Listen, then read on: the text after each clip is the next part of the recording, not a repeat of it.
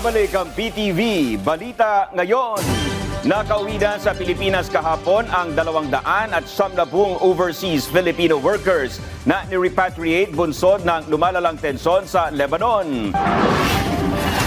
Masaya silang sinalubong ni Migrant Workers Secretary Hans Kakdak at OWA Administrator Ardel Ignacio sa pagdating nila sa Ninoy Aquino International Airport bandang alas 3 ng hapon kahapon, sakay ng isang chartered plane. Sa kabuuang bilang, nasa 903 na Pinoy na ang nakabalik sa bansa mula noong Oktubre ng nakaraang taon.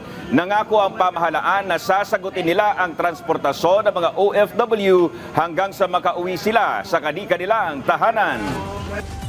Pagkakalooban naman ng mga ahensya ng pamahalaan ng tulong pinansyal ang mga Pinoy na na-repatriate mula Lebanon. 75,000 pesos ang makukuha ng mga pinauwing OFW mula sa Department of Migrant Workers, gayon din ang Overseas Workers Welfare Administration.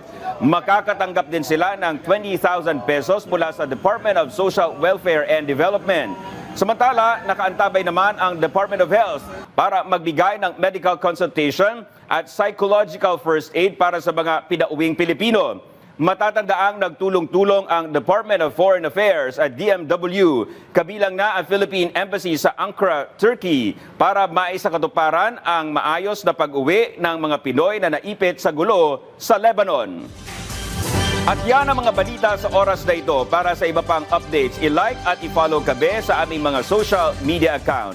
Ako si Dominic Albelor para sa Pambansang TV sa Bagong Pilipinas. Magandang tanghali!